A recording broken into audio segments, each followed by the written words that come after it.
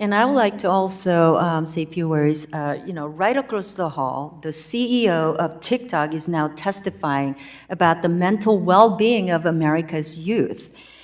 And it has been reported that our sons and daughters purchase pills that are laced with Chinese-produced fentanyl from their own homes. Question to you, Ms. Peters. The pills purchased online are often cut with fentanyl to make them stronger, leading to poisoning of our youth and oftentimes death. And I know personally few youth from my own district, my high school, have died because of this. And drug dealers are purchasing the precursor chemicals from the CCP to make these pills, these fake pills. So from your point of view, are social media companies using all the tools at their disposal to prevent the sale of fentanyl pills to our children? And do you think AI could be implemented to take down drug sales more efficiently? Ma'am, thank you for the question. It's an excellent question.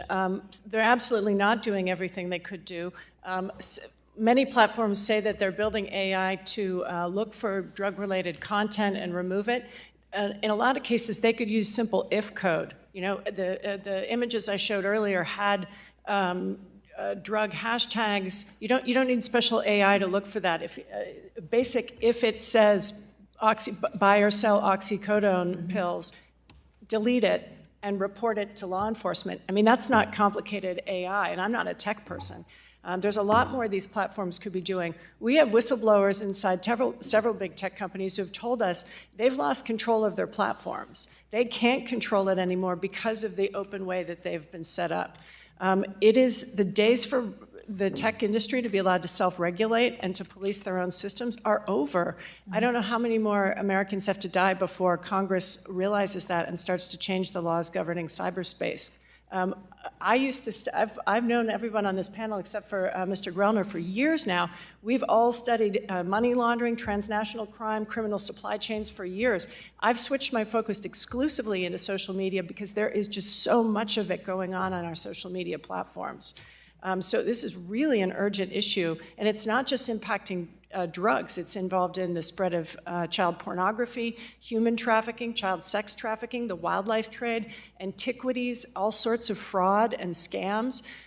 This is causing all sorts of devastation, and we, for some crazy reason, allow our tech platforms to regulate themselves and consider everything that gets uploaded to be protected free speech, when there is a way, I believe, that it would be relatively simple to define the difference between criminal conduct online and protected free speech. I'm not trying to get people, we're not trying to change the First Amendment.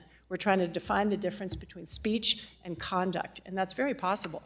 Well we ask said. you to get to work doing it, please. Thank you. Well said. We couldn't have ended our hearing on that. I mean, that was a beautiful final comments on this very important hearing that we had.